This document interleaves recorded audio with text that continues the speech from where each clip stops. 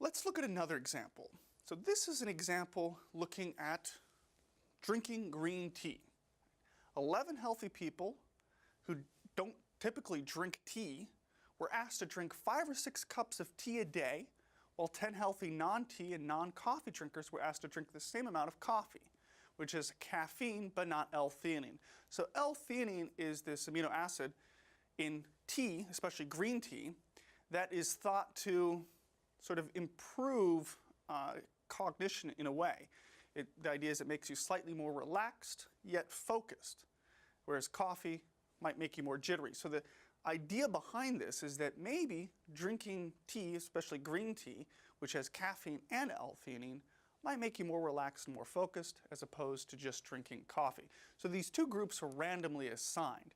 And then what they wanted to do after 2 weeks, they wanted to examine the strength of people's immune systems, because not only does L-theanine cause sort of relaxation, but the idea is it might actually improve one's immune system. So this is a real study, okay? Again, published in the very prestigious journal here. The title, it's a lot of highly specialized information, but substantively, right, we have the data set. You have the tools to analyze this kind of study. So let's think about the null and alternative hypotheses. Right? The question here is, does drinking tea rather than coffee lead to a stronger immune system?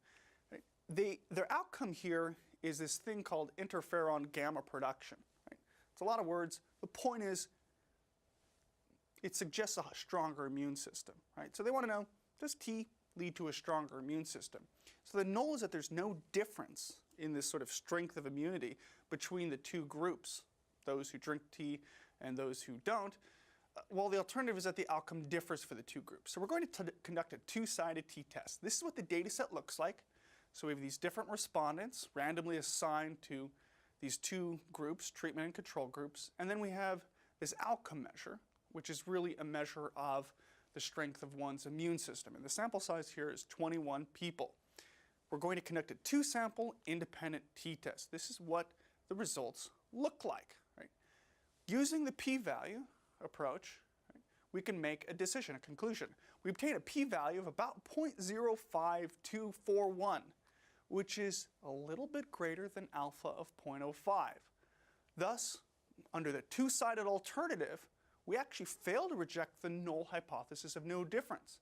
We say, well, the difference of these two groups, right, it's not statistically significant at the alpha of 0.05 level with an alternative that is two-sided. So we might conclude that there's no difference between the groups in terms of immune system strength.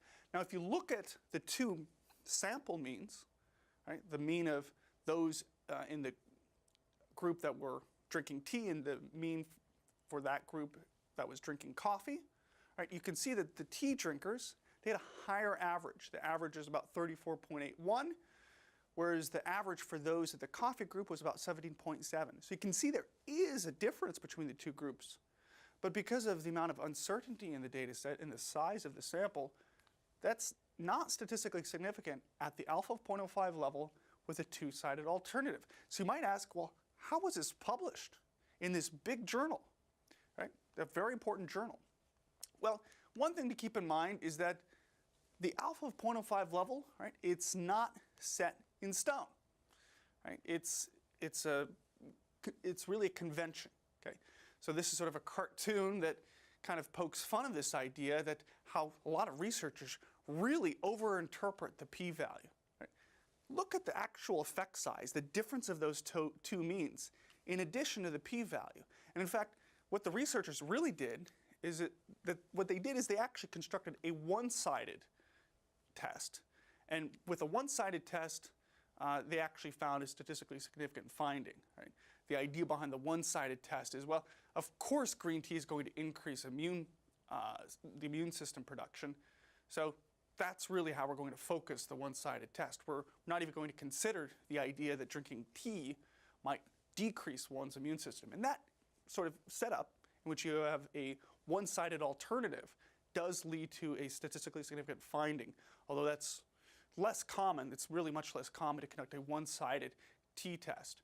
And they might even be accused of sort of gaming their results because a two-sided alternative suggests more ignorance, which is a good thing, more sort of open-mindedness in a way about whether the difference is positive or negative in terms of that difference of two means.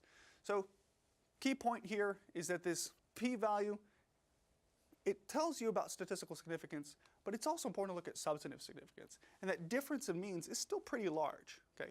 And so that suggests maybe the uncertainty is due to some of the variability in the sample, as well as the relatively small sample size.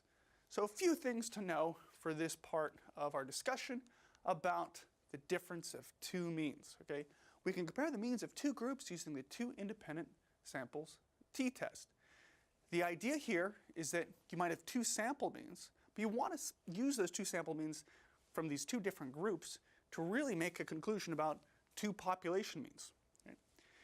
The null for this kind of test is that the difference of means in the population is 0. Because if the difference is 0 in the population, then the means are the same.